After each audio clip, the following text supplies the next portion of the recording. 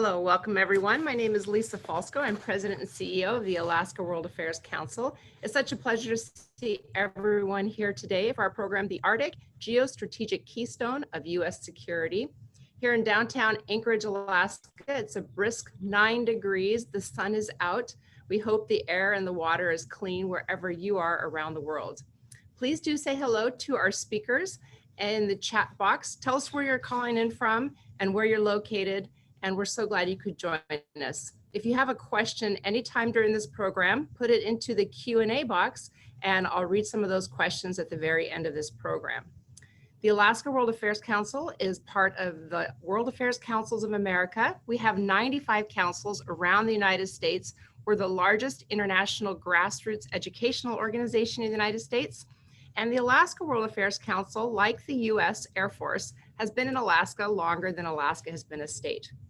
Special thanks to our members and like Lieutenant Governor Kevin Meyer, former Lieutenant Governor Meade Treadwell, State Senator Laura Reinbold, and General Howie Chandler, who are here today. So great to see all of you. Thanks for coming and thanks for supporting the World Affairs Council. We'd also love to give a warm welcome and thanks to our supporters and partners like the Juneau World Affairs Council, the Aerospace Corporation, the Alaska Aerospace Corporation, and Bering Straits Native Corporation. If you are new to the Alaska World Affairs Council programs, we're so glad you joined us today. All of our programs are virtual, so you can join us at any time. We've had an amazing month. We just had a panel of FedEx pilots talking about Anchorage being one of the top 6 cargo hubs in the world. We also had a program of entrepreneurs north of the 60th parallel in Alaska and Norway, and the Saudi Arabian ambassador, Princess Rima Al Saud. Don't worry, if you missed any of those programs, we have so many more coming. You saw on the slide deck, we have a program on Korea, what that means for Alaska and Korea and the world, as well as Native perspective on Alaska coming up in January. You don't want to miss that program. With that, I'm going to turn over the microphone to Mark Lester, President and CEO of Alaska Aerospace Corporation, who's going to do an introduction of the topic of our program here today. Mark, turning it over. Well, thank you, Lisa, and welcome everyone. To introduce this program, I want to highlight one partnership the Department of Defense and State of Alaska have enjoyed over the past 2+ decades to provide national security from the Arctic and the talented Alaskans that make it happen. Admittedly ahead of their time, state leaders in the 90s recognized Alaska's unique location could fill a key national role for space launch. Senator Ted Stevens advocated strongly for a state-of-the-industry spaceport to complement and supplement the DoD's launch capabilities at Vandenberg Air Force Base in California. Today, the Pacific Spaceport Complex Alaska, or PSCA, is a responsive, flexible, low-cost, and digitally connected launch site on Kodiak Island that operates as a business without operational government subsidies. True to Senator Stevens' vision, Alaska hosts a multi-user commercial spaceport. Although Alaska Aerospace is now self-sustaining, this would not be possible without the continual support of our board, elected officials, major customers, and of course, the Kodiak community. For 22 years, Kodiak has launched DoD and NASA satellites to orbit, tested new rocket technologies, and conducted numerous complex missile defense tests. Our 2 most recent launches couldn't have been more diverse: a missile intercept with an international ally, and a commercial rocket launch conducted during the pandemic. What's lesser known about the spaceport are the hardworking Alaskans making it happen. Over the past 3 years, we have taken unprecedented steps to train our homegrown workforce in space launch. For example, Rochelle Wood, born and raised on Kodiak, is one of the island's last cattle ranchers. On a day-to-day basis, Rochelle is our janitor, keeping spaceport facilities clean. However, on launch day, she shifts to serve as an upper air technician on our weather team. This critical launch function determines if the rocket can safely travel through the Earth's atmosphere on its way to space. Another colleague is Shannon Edwards, who was born in Anchorage and joined the team as a contract specialist. Her background is far from rockets, as she is a pre-veterinary medicine grad and dairy cow farmer. However, she quickly caught the launch bug and asked to train as a launch operations director. On launch days, she puts aside her contracts paperwork and sits in the control center where she communicates with the security team, Space Force, and others to ensure public safety. Rochelle and Shannon are just a couple of the many hardworking Alaskans supporting our national security with assured access to space. I urge you to check out our website, AKAerospace.com, to watch a National Geographic video that highlights our Deputy Spaceport Manager, Derek Schmidt, and Telemetry System Manager, Wyatt Redder, both lifelong Kodiak residents. As I mentioned, this is just one of several ways the great state of Alaska can and will continue to contribute to our nation's air and space power in the Arctic. As we like to say, from the last frontier to the final frontier. And as an Air Force space veteran, I look forward to hearing from our esteemed panel about the future of defending our nation from America's Arctic. Thank you for your time, and back to you, Lisa. Thank you, Mark. And now I'd like to turn over the microphone to Gail Schubert, who's President and CEO of Bering Straits Native Corporation, and she will introduce our speakers today. Gail, over to you. Good morning. I'm blessed today to introduce the esteemed members of today's panel who will speak on our topic of discussion today, the Arctic, geostrategic keystone of U.S. security.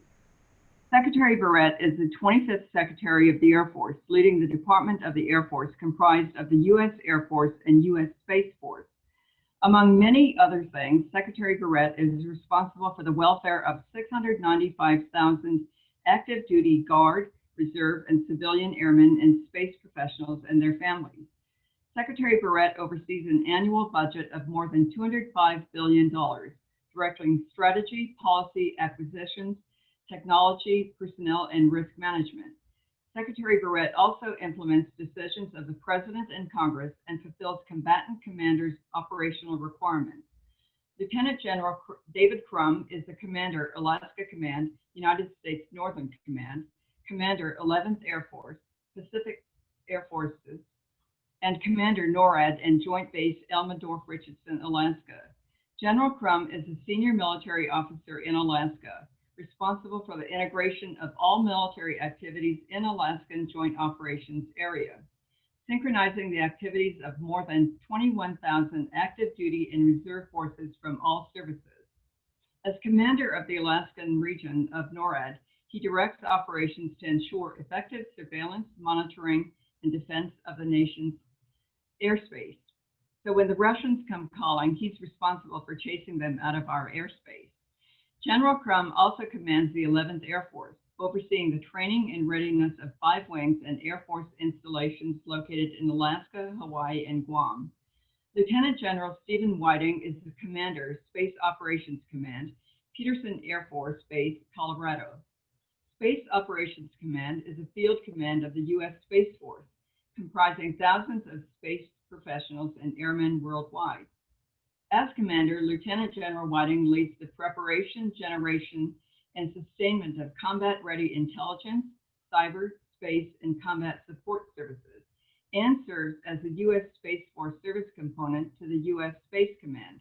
Lieutenant General Whiting is a Space Operations Officer and has commanded the 13th Space Warning Squadron, the 614th Air and Space Operations Center, the Joint Space Operations Center, the 21st Space Wing, the Combined Force Space Component Command, and the 14th Air Force. This panel will be moderated by Ambassador Paula Dubrinsky. Ambassador Dubrinsky is a foreign policy expert and former diplomat specializing in national security affairs. She is a senior fellow in the Future of Diplomacy project at Harvard University's JFK Belfer Center for Science and International Affairs, and is vice chair of the Scowcroft Center for Strategy and Security, Atlantic Council. Ambassador Dubrinsky, I turn this esteemed panel over to you. Thank you so much, Gail. And also thank you, Lisa. And thanks to the Alaska World Affairs Council and its very generous sponsors. And greetings to you, Secretary Barrett, and Generals Krumm and Whiting. I want to begin this by giving Secretary Barrett a chance to open up, give us background, but let me guide it a little bit. Why did, Madam Secretary, why did the department publish an Arctic strategy, and why now? And also, since the rollout of the Department of the Air Force's Arctic strategy in July, can you give us an update on what you've done to implement that strategy? And welcome to all three of you. And Madam Secretary, let's hear from you. Thank you so very much. And thank you, Lisa, for beyond what you're doing for the World Affairs Council, thanks for your support for the Air Force. As an honorary commander of the 90th Fighter Squadron at Joint Base Elmendorf-Richardson, we appreciate what you've done. And I think of the experience you've had living in Alaska and Washington and Switzerland and Norway. Lisa, you bring a great personal perspective to the Alaska World Affairs Council. And Ambassador Dobriansky, thank you. Your participation elevates any discussion about international affairs, and it's been my great pleasure to know you for all these years.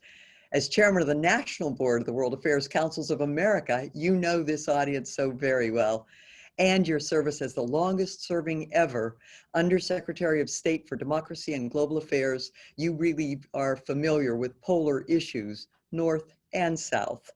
And your distinguished service as the Distinguished National Security Chair at the Naval Academy also brings credentials to this discussion.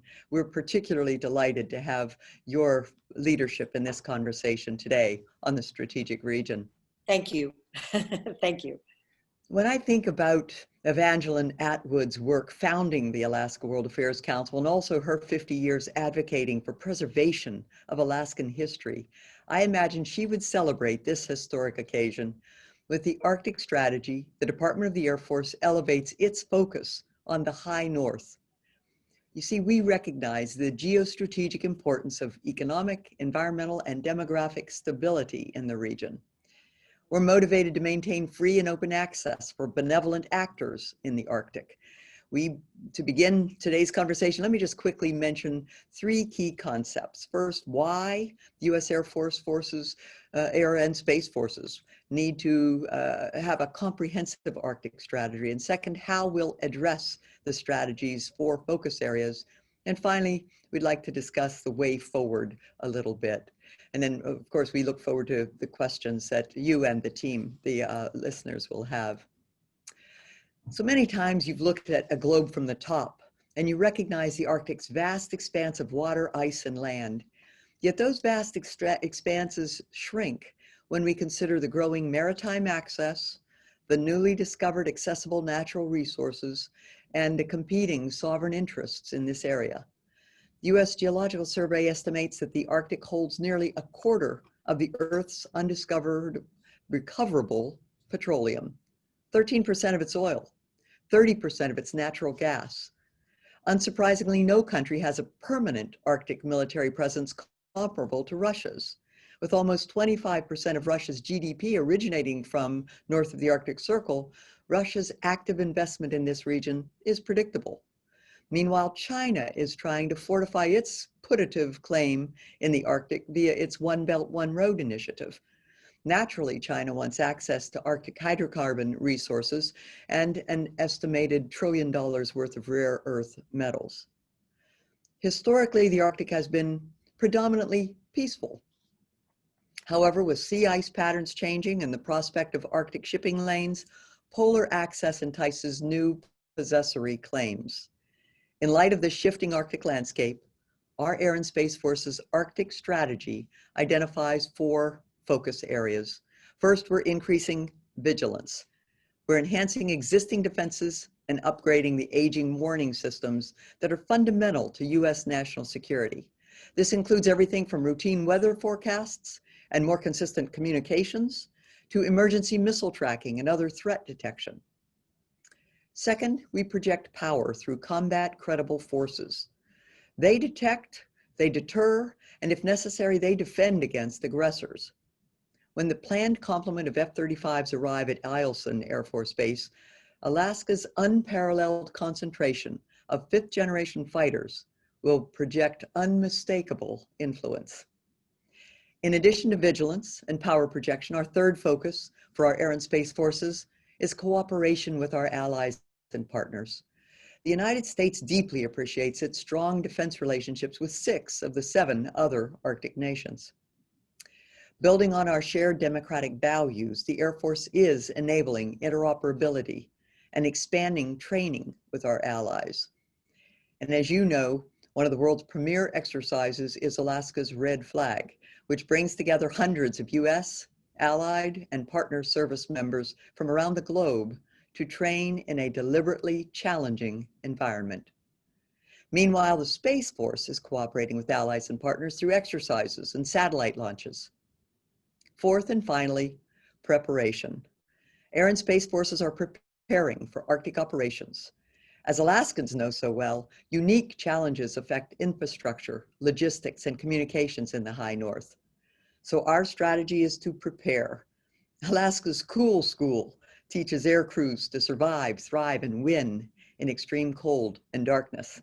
Realistic training, like the Arctic Survival School, will prepare American forces to thrive despite Arctic challenges. And we continue learning from high north indigenous communities whose unique knowledge of the Arctic was honed through millennia.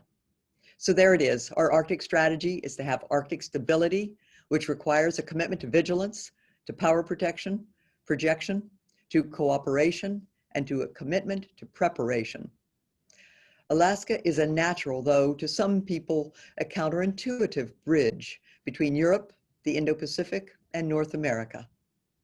And so, ladies and gentlemen, the Department of the Air Force's Arctic strategy guides our aim to maintain free and open access to this critical region for all benevolent actors.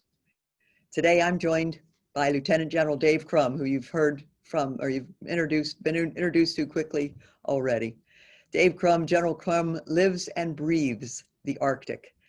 And representing the U.S. Space Force, Lieutenant General Steve Whiting, he's the history-making first commander ever of the Space Operations Command. So General Krumm, you may have some thoughts to offer on power projection, and maybe General Whiting would expand on the Space Force's role maintaining vigilance, and then further questions.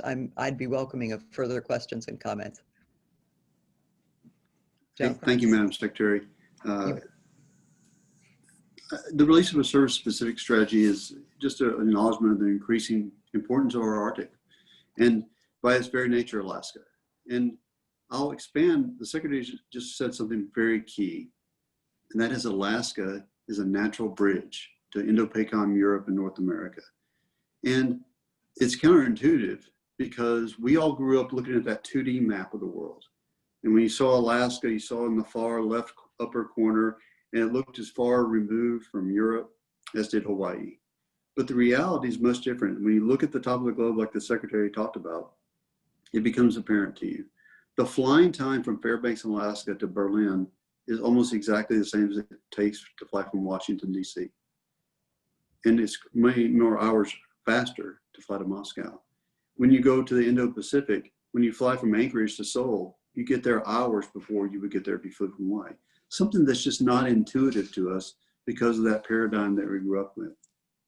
So when we think about power projection to a credible force, the Air Force is taking advantage of that geography. And we're basing things. The Secretary talked about the largest concentration of operational fifth generation fighters in the world. We will also augment that with airborne surveillance, airlift, tankers, and of course, we have opportunities to power project from equipment that's not stationed here.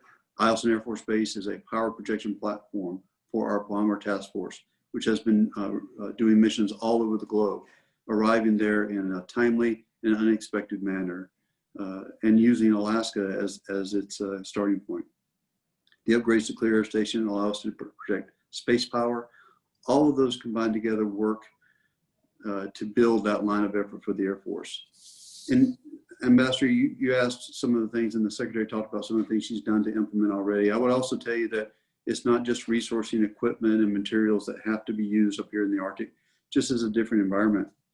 But we've begun other initiatives, like our Below Zero Medical Summit that was attended this week by medical professionals all over the Air Force, and they're focused on the different challenges of doing life-saving techniques up here in the Arctic.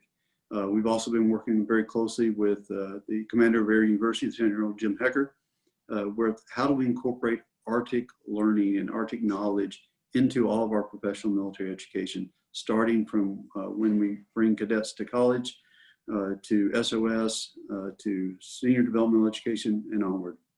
So we're moving forward quickly along these two lines of effort. And I'll turn it over to General Whiting, one of my best friends ever, who, as Secretary Barrett says, the the first operational commander, who's Captain Kirk's got nothing on compared to him. So I'll turn it over to him for his reflections. Hey, thanks, General Krumm. Madam Secretary, pleasure to be here with both of you and the entire Alaska World Affairs Council.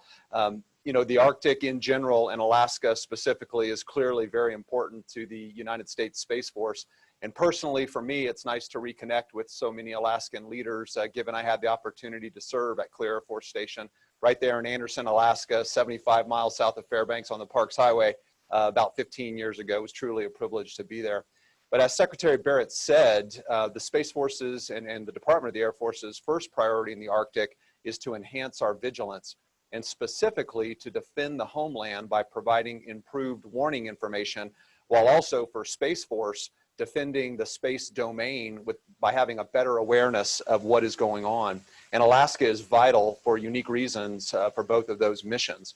As our highest priority mission, we provide missile warning and missile defense capabilities to warn of attacks via the Arctic region, which is the most likely avenue that a threat country might seek to have a missile attack against North America. Our upgraded early warning radar at Clear Air Force Station, as General Krumm mentioned, remains one of our most important warning sensors. And we're even building a new $1.3 billion long-range discrimination missile defense radar in partnership with the Missile Defense Agency to persistently help us discriminate threats against North America and better enable the Army's ground-based interceptors, which are located right there at Fort Greely and at Vandenberg Air Force Base in California. We also continue to operate our Shimya Cobra Dane missile defense radar way out at the end of the Aleutian Island chain, truly a unique capability for the nation.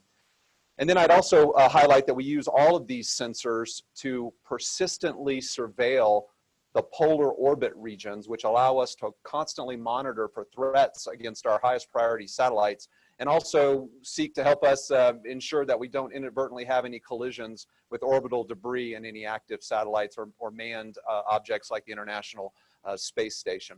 So those are a few of the things we're doing in Space Force to increase our vigilance in the Arctic, and I look forward to taking any questions that the group may have. Thank you very much to all of you, and a great overview. Secretary Barrett, let me come back to you because you've taken a number of trips to the Arctic, and it'd be good to maybe personalize it a little bit. What are some of the challenges that you saw that this strategy seeks to address? Could you take that a little bit deeper?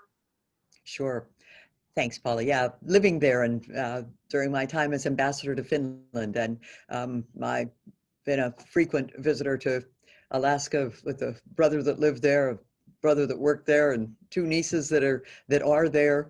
The challenge, the obvious challenges we think about are the darkness, the remoteness, the cold, the vastness, the seasonality. But what we really think about are that we really need to be confronting are some of the lack of facilities along the Bering Strait, as that may become increasingly important. But I also think about the opposite, which is what are those opportunities? What are the benefits there? When we think about JPARC, the Joint Pacific Alaska Range Complex, the airspace training capacity of Alaska, we have an opportunity there that is huge. When we think about Cool School, ways of learning how to be ready for the search and rescue that might be required in that area if there is increasing access, are a benefit that we have as compared to the challenges. The benefit we have is the mutual values and the mutual interests of those other nations, of 7 of the 8 nations of the Arctic. So cooperation, building greater cooperation through things like hosted payloads, by exercising with our colleagues, by doing joint mobility efforts, by working on logistics that is a shared challenge. It creates a great bond when we work together with people of mutual values and mutual interests. So I think that we are challenged when we see the undeniable importance of this region, when intrusions by the Russians and pretensions by the Chinese to some possessory interest in this region. Those are challenges. But we also have an extraordinary benefit by the strength of the region and the minimally recognized advantages of the geostrategic significance. Okay, well, thank you very much for that. Generals, I'd like to ask both of you the same question. How does this strategy connect to the Navy and the Coast Guard strategies for the Arctic? It'd be good to get your perspective on that. And also, how can the Air Force and the Space Force synergize with other state and federal agencies operating the Arctic, like NOAA, for example? General Krumm, shall we start with you and then go to General Whiting? Ambassador, thank you. I think the importance of the strategy is complementary to both the Navy and the Coast Guard, and to our DoD Arctic strategy as well. I think we're anticipating that the United States Army will also perhaps produce an Arctic strategy as well. And that's important because in this environment, in this area, no one service, no one organization, I submit no one country is going to be able to do it alone. It's going to have to be a focused, combined, joint, allied, whole of government approach to this. And, you know, we're going to have to leverage things that we're already doing, like joint all domain command and control.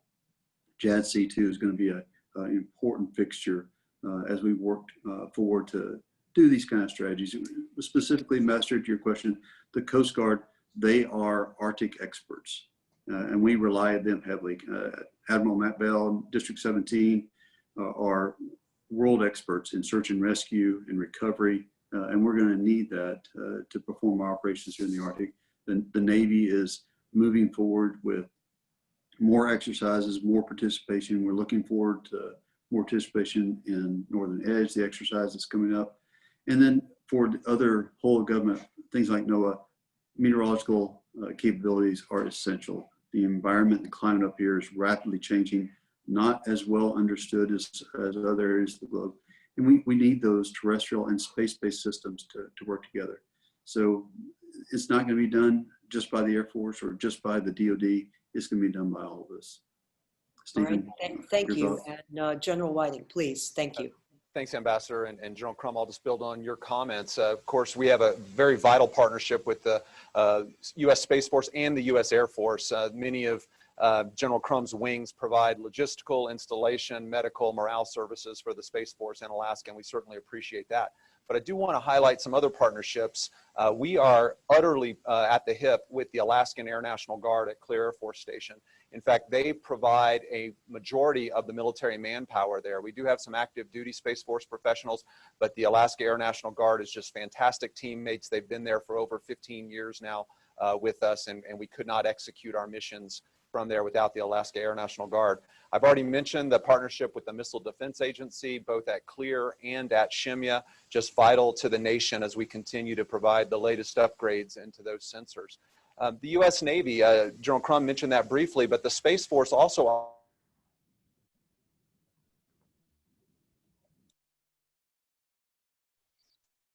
It seems like I think we might have a disconnect there. No. Ma'am, can you hear me? Oh, yeah, now we can. Great. You're Okay. back with us. Sorry, Okay. sorry, I dropped off. I'll just pick up where I was. I was highlighting the partnership with the Navy at Thule Air Base, Greenland, which is 700 miles north of the Arctic Circle. It's the nation's most northerly deepwater seaport. In fact, I think it's the only deepwater seaport actually north of the Arctic Circle. So obviously that's a place where we partner with the U.S. Navy, the Coast Guard, and other NATO navies like Denmark, who has sovereignty there in Greenland. And then the last set of organizations I would highlight as partners are Alaska Native corporations. The U.S. Space Force contracts over $26 million a year with those corporations who bring us just a host of technical and support services, and we certainly appreciate the great work we get from those men and women. General Whiting, let me continue on this track because so many Alaskans really care deeply about the interconnectedness that you've already mentioned. So I want to share actually a question that has come actually from Alaska and from the Alaska World Affairs Council, which focuses on a number of things that you've already said, but I think there's some other spaces to touch upon. The U.S. Air Force, DOD's Missile Defense Agency, as you mentioned, NASA, and the state of Alaska have a long history of partnership. providing access to space from the Arctic. And I understand this includes over 50 years experience launching suborbital experiments from the university-operated Poker Flat Research Range and conducting orbital launches of satellites and complex MDA missions from the Kodiak spaceport since the late 1990s. As you could see, this is a very detailed question, and I wanted to make sure we got it out there because it matters to Alaskans. Now, does Alaska's space launch capabilities and experience help U.S. Air Force meet its mission needs? You've already touched upon it, but expand even a bit further and relevant to the points that have been raised in this question.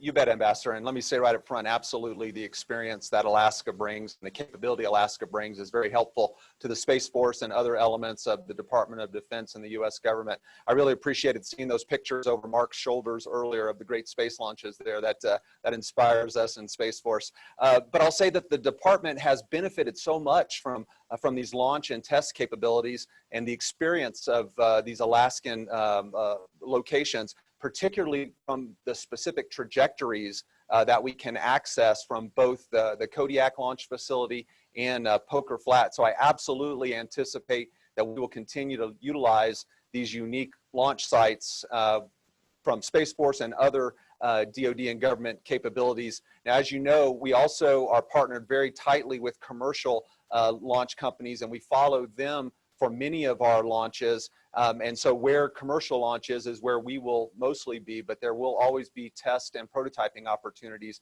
at other locations as well. All right, well, thank you. Secretary Barrett, I'm just gonna ask you because you were really smiling very enthusiastically. Did you wanna say something on this particular point? Because you saw the slides as well at the beginning. Yes, well, it was great to see the space background and the understanding of the importance of space. You know, orbital physics dictate different needs for the different geographies, and the polar area is an especially sensitive and important area when it comes to orbital sciences. And so the capabilities in Alaska are vitally important to us, and it's really exciting to have that question raised. So thanks very much to the questioner. I'm really glad you interjected that because when the general was speaking, it caught my attention how enthusiastic you were. So let me go back to, if I may, to the two generals. General Whiting, I'm going to go to you first, and then General Krumm. Do you envision a future Northern Edge or exercise like it that can integrate full spectrum contingency response to include space launch from the Arctic? Yeah, I'll start talking to that, and then I know General Krumm will weigh in with the real expertise here. But certainly multi-domain exercises in Alaska are valuable for the Air Force and the Space Force. And we constantly are looking for those opportunities to exercise with our sister services and with partner nations as well. We have had exercises in the past where we've been able to bring in real launches and notional launches. I think we can look for those opportunities going forward and see if they make sense for the training objectives at the time. General Krumm, please. Thank you. Thanks, Ambassador. I think Stephen hit the nail around the head. I would say that there is a realization that our air, our land, our Navy, we all rely on space, and incorporating space, and I would also say cyber, into all of our full spectrum exercises, training is going to be key. And I think we'll continue to look for ways to incorporate those sorts of capabilities so that we are prepared when we have to go into conflict. All right. I want to ask one more along this same path, and then I'm going to shift to climate change and come to you, Secretary Barrett. General Whiting, let me come back to you on, well, it feeds on the other questions. Both the Pacific Spaceport Complex, Alaska, in Kodiak, and also Poker Flat near Fairbanks, I understand are underutilized. At least that's how it has been said. Should Alaskans expect to see the U.S. Space Force increasing its use of these launch sites, or establishing new launch sites in Alaska to provide the responsiveness and resiliency needed for assured access to space? Yeah, thanks for that question. This is a personal passion area of our Chief of Space Operations, General Jay Raymond, who's really personally been driving a new future vision for these ranges. And his vision says we want to preserve and advance national security interests through globally competitive ranges and capacity to support launch and test operations on demand. So future launch requirements, particularly those associated with responsiveness and resiliency, right now are still being defined. And while we're examining multiple space systems architectures to address these evolving requirements and threats, we've not yet settled on the full solution set to derive what those launch site requirements will be. Now, at this point, our Space Force launch needs can largely be met by existing sites at Vandenberg Air Force Base in California and Cape Canaveral Air Force Station in Florida. But with that said, as we continue to assess our nation's spectrum of space asset capabilities in order to meet emerging responsiveness and resiliency requirements, we definitely expect Alaska will have a role to play in those future launch and test needs. Okay, thank you for that. Let me come to Secretary Barrett and also General Krumm. Climate change. I mean, certainly the topic of climate change has come up a lot when one is looking at the Arctic and what's happening in the Arctic. So the question is really, how does the Department of the Air Force view the challenges of the Arctic to its installations and operations in the Arctic? And also, how does that inform your planning? Secretary Barrett, would you like to take that first? You bet. You know, the environment is often the greatest adversary that we face when we're undertaking operations in any environment. The Arctic, the desert, and jungle locations, always it's the environment that matters a lot. When we think about the communications, the logistics, the infrastructure, those are the biggest operating challenges, and especially when we're talking about air or space. And so when we see things, the thawing permafrost that can destabilize hangars or runways or very precise tracking capabilities. We see, when I was recently in Reykjavik, we observed unusual ice, actually in this case, a greater presence of ice when normally at that time of year, ice would have long since been gone. Everyone, the people that know the traditions thought it was remarkable that that ice was still quite visible as late in the year as the time of our visit. So the predicting, so I believe that human ingenuity is great. People can learn to live with whatever the environment provides, but predictability is the essential part. For us to know what to anticipate is key. And with the changes, we have to be flexible and we have to find new ways of confronting what we thought were solved challenges. No, it certainly is challenging. General Krumm, would you like to add on to this question? Ambassador, I think the Secretary was spot on. One of the reasons we have this renewed interest in the Arctic is the Arctic is changing. It's changing much more rapidly than the other parts of the globe. It's allowing access to those resources that the Secretary began this conversation talking about. And that comes with a whole host of other changes for us as well. The Secretary talked about the installation. I would add coastal erosion is one of the other big factors that we are looking at for our installations. And it's changing the way we used to do our facilities in Alaska with the permafrost, and we had a set way of building. We now know that that's going to have to change, and it's going to have to be predictive of what that landscape will look like. And with the planning that goes along with that, it's just going to take us allocating the right amount of resources to not only build, but sustain, I would say thrive in this environment that it's going to be. And that all is linked to the fact that there will be much more presence in the Arctic because that accessibility is there to other nations that can sail in those international waters, and there's just going to be a lot more things that we have to deal with and work on together. And the climate change, I think, is a big factor in all that. All right, thank you. I have another one of the questions that actually is of great interest to the Alaskan audience and participants. And let me give a little bit of the preface. significant attention has been given to the development of hypersonic missiles by China, Russia, and the US Senator, in fact, a dear friend, someone I worked with at the State Department, Senator Dan Sullivan, he included language in the NDAA regarding a hypersonic test range along the Aleutians and to encourage the use of Alaska's capabilities for long-range flight tests and also national security space launch priorities. So this could integrate the JPARC into a large instrumented test range. So the question is, how can JPARC and the Kodiak Spaceport, Aleutian Islands, and other Alaska-based assets work together to support future exercises, experiments, and tests? Secretary Barrett, should I come to you first and then General Krumm on this one? This is over to both of you. That'd be great. I'll set the stage and General Krumm will have the drill down on it. But combining those assets, that's the magic of what Alaska offers. So sure, there are challenges, but we thrive on challenges. And when we have assets like the JPARC and like the spaceport and the vast expanse of the Aleutian Islands, how can we not take advantage of those and use the strategic location to advance American interests and to make sure that we have free and open access to the region?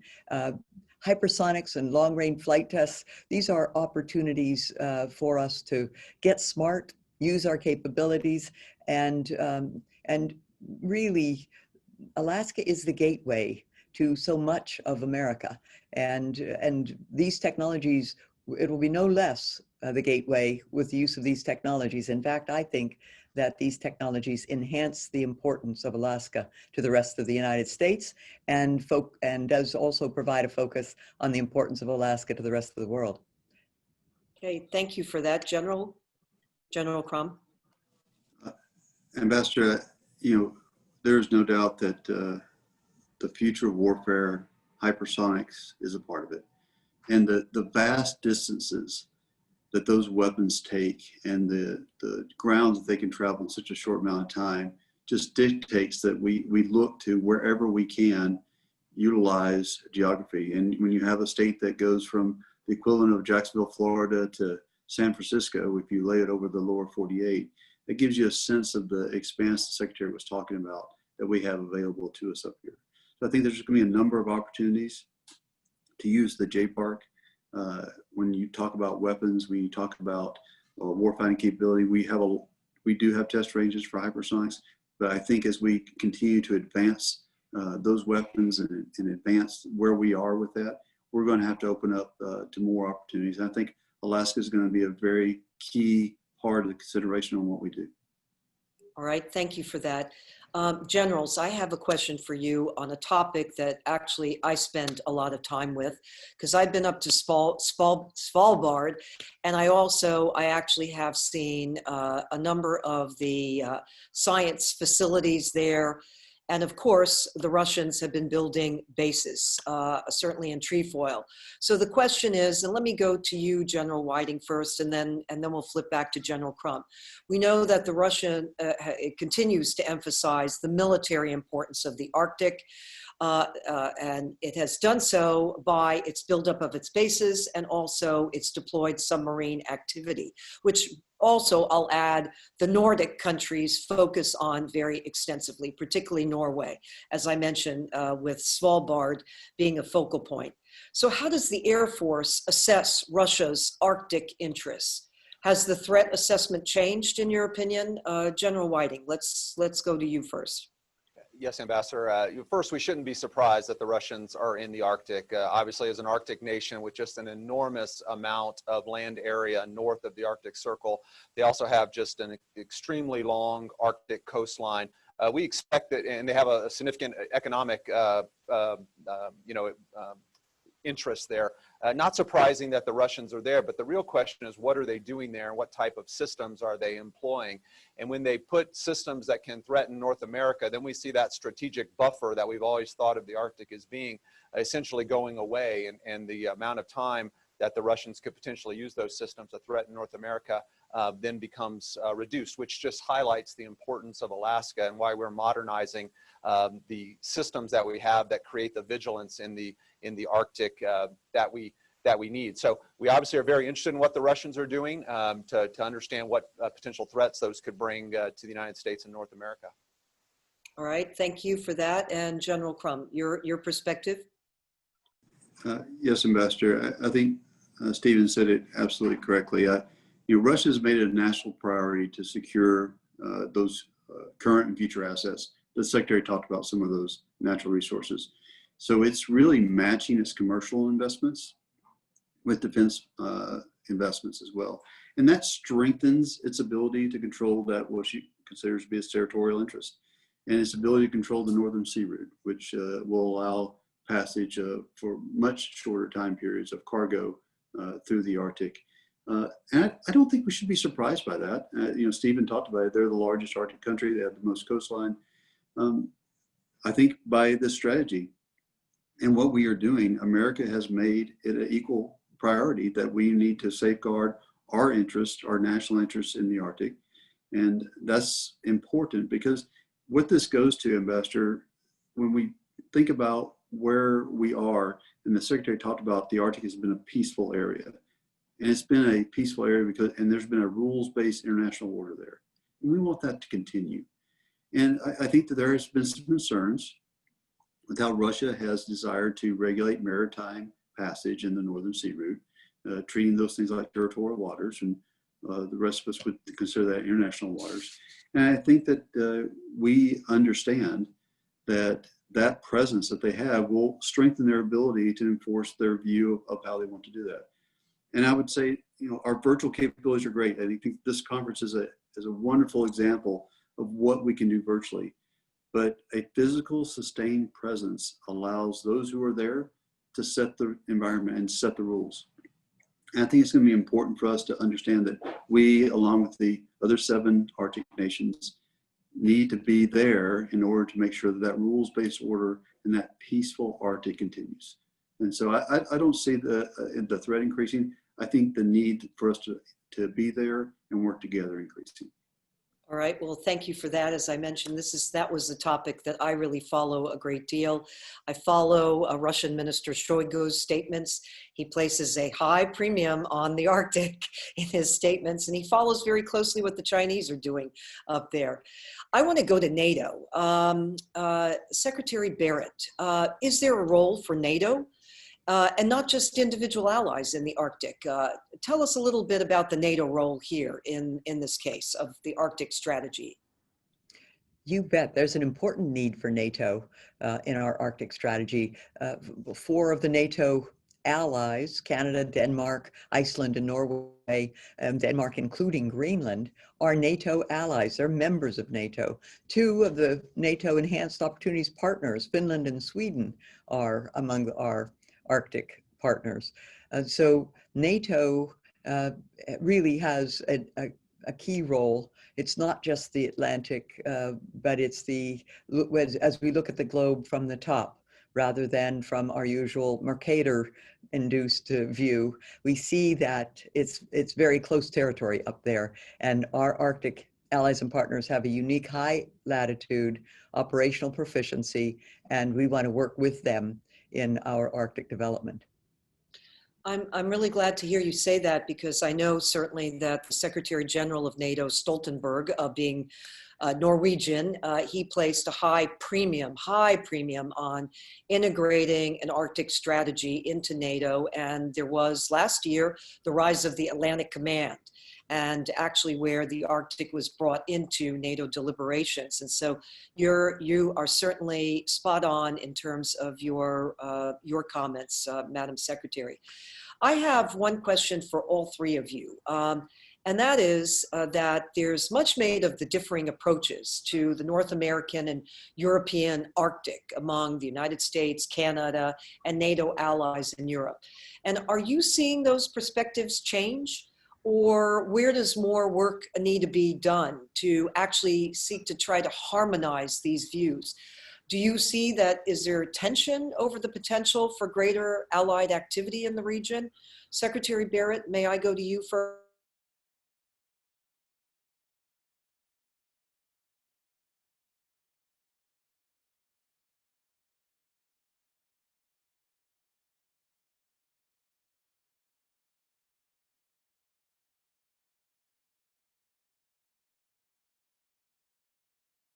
partners. The key things we have in common. We have mutual values. We are at least 7 of the 8 Arctic nations have a common interest in democracy. We have a common interest in having a peaceful engagement, having free and open access to the Arctic region, having the opportunity to develop and provide livelihoods to the people in that region, and I think a great and honest respect for the natives of these areas, for the people who have lived there and honed their ability to live in what we can, with current capabilities, we can learn to live there, but these are people who have lived there for millennia and have a great understanding and compatibility with the environment there. Yes, our mutual interests in this part of the globe is a shared interest. And though, yes, we have differences, we really have much more in common than we have differences.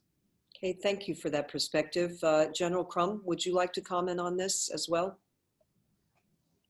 Ambassador, I think that my best answer would probably be ditto to what the Secretary said. But, you know, when we look at the 7 of the nations, as the Secretary said, are very shared values. We look at things differently, but really through the same lens of cooperation. And I think where we need to go, we need to seek out areas that we can continue to cooperate in with all 8. And, you know, things that I see going forward is, you know, partnering in search and rescue. So there's going to be a need for working together to be able to do search and rescue in the Arctic and what that entails. I think scientific research are areas that we can look to, and then talking together about what is the best way to going forward together as a world on how to working on the natural resources and utilizing those in a responsible manner. And we all know that there are environmental concerns with some of these natural resources. And I think working together will make a safer place in the Arctic for all of us. All right, and General Whiting. Ambassador, I just would highlight the partnerships that we have in Space Force with 3 Arctic countries. Of course, Canada is deeply embedded with us, and all of our missile warning units including Clear Air Force Station, Alaska, where right now it might be a Canadian crew chief who's defending North America at that sensor. And then at Thule, Greenland, we're sitting on Danish sovereign territory, but we own that facility through a treaty. And then we're partnering with Norway on an upcoming satellite payload. And in all 3 cases, as the Secretary said, we just find that the interests that we have are much more in alignment than any differences that we have. But when we do have the differences, we professionally and quickly work through those and keep the dialogue up so that we can get back to working together and partnering for all of our mutual interests in the Arctic. And those are just very positive partnerships for us. All right. Well, perfect timing. I was just going to actually call out to Lisa because I saw that we were winding down. And actually, I'm glad that I got to ask that last question of all 3 of you. And at this time, I'm going to pass it back over to the very dynamic head of the Alaska World Affairs Council, Lisa Faskow. Lisa, over to you to turn to some of the members. Thank you so much. And thank you, distinguished panel. Thank you. Thank you, Ambassador Dobriansky, and thank you, panelists, for this really informative discussion that you're having. It's so important to us here in Alaska and to the world. There's a lot of great questions, and unfortunately, I'm not going to get through all of them because of time, but I will get as many as I can. The first one, I believe this is for Secretary Barrett. Maybe someone else has more to answer to this. But considering Alaska and the Arctic's unique global position, role in national defense, and logistical challenges, has there been any discussion about establishing a major COM or a co-COM or perhaps an Arctic COM to manage and control the Arctic space? You know, when I think about it, I think everybody would be fighting over that special COM. It is part of the North American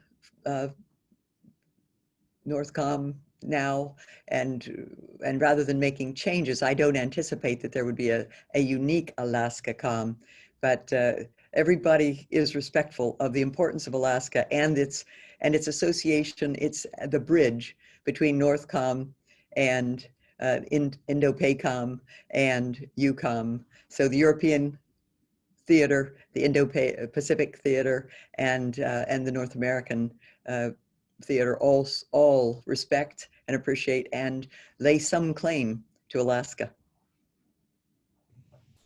And there's some additional questions about economic expansion and plans for Alaska as it relates to military and defense. This one is for Secretary Barrett and Lieutenant General Krumm. With vigilance in the Arctic region being stated as having strategic importance, and with combined joint all-domain command and control being a concept that ought to be leveraged and employed in Alaska, are there any current plans or efforts to modernize and or expand numbers of the long-range coastal radars and airborne command and control platforms stationed in the state? I'm sorry, Madam Secretary, go ahead. Let me just say that I would just like to reiterate the importance of those early warning radars that have served America well for so many decades. Yes, it's time for us to take a look at new ways of doing these things, and that is a topic that's underway. And I'd just turn over to you to develop that, General Krumm. Yes, ma'am. Lisa, to your question, it's, you know, the world has changed since those radars were developed and put in. The locations were designed primarily to detect Soviet Union bombers coming over the poles and coming to attack. And so we've already talked a little bit about hypersonic weapons, cruise missiles. The world is changing. And so I would anticipate that the Air Force will continue to modernize and improve, to look at ways that we can design a system that gives us multi-domain awareness up here in the Arctic. And I think that you will see a movement to incorporate those long-range radars in JADC2. But there's some exciting possibilities with using some of the things that are old, with big data, with artificial intelligence. You know, some of the things that we used to discard because we didn't think the radars could do, now we are starting to understand that they're actually much more powerful. So I think there's a lot of new innovative ways.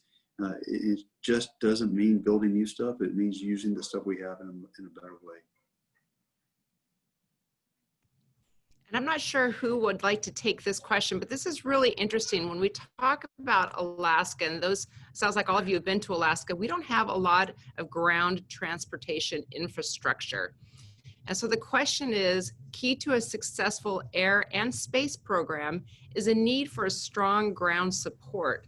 So given the limited road and rail capabilities in Alaska, how do you propose to increase this ability of ground transportation here in Alaska? Maybe General Krumm? Thanks, Lisa. The Secretary talked about NORTHCOM owns the Arctic region, and General Van Ert, actually his first visit was up here as the NORTHCOM commander. And I'm his Arctic lead up there in that regard. And we've looked at that, and he's come up here to look at what's the infrastructure we need. We have proposed a number of things. My Alaska Command, J4, so one of the people responsible for that. We've looked at some of the rail initiatives that has been proposed in the past about connecting vital corridors to Alaska. How could that further our needs as a nation, both from DoD as well as the state? Roads are tougher. I think that when you understand the topography of Alaska, you realize that going from Anchorage to King Salmon isn't going to happen via road. It's going to happen via boat or air. And so I think that there are ways that we need to do to increase infrastructure. Rail is one of those, and it's actually one of my top priorities to NORTHCOM to try to get the right investment in to move forward. As well as I would say that we're also looking at upgrading, where are the possibilities to upgrade ports. General Whiting talked about Thule, Greenland is the only deep water port right now north of the Arctic Circle. Are there areas for us to look at that, and maybe here in Alaska? I think that's something we have to look at. And we'll end, we have one more minute with Secretary Barrett with the final question, and that is, what are the challenges that you see for the Arctic strategy as we enter a new year? Now that we have an Arctic strategy, what are the challenges that you see for the new year? Well, setting the strategy is only the first step. Now the challenge is implementation, putting things together, building upon the training, the exercises, the interoperability that have been begun, but we have so much more to do. The strategy is just laying the foundation for what's going to be not a year, not a couple of years, but decades of closer working relationships, building the teamwork between the United States Air Force, the United States Space Force, and the people and the state of Alaska. Thank you so much. Thank you everyone for joining us here today for the Alaska World Affairs Council program and for supporting our commitment to quality education programs for you and our passion to increase global competency. If you have any comments on anything that we're doing, please drop us a line. We have gone virtual and we're always trying to improve. So let us know what you think and what programs you'd like to see in the future. Thank you so much to our sponsors, Alaska Aerospace Corporation, Bering Straits Native Corporation, and a warm thank you to all of our speakers today, Lieutenant General Krumm, Lieutenant General Stephen Whiting, Secretary Barbara Barrett, and Ambassador Paula Dobriansky. So good to see all of you again, and we hope to see all of you again here soon in Alaska. And all of you out there who joined today, have the rest of a great, wonderful day wherever you are in the world. Thank you, Lisa. Bye, everyone. Thanks. Thank you. Bye.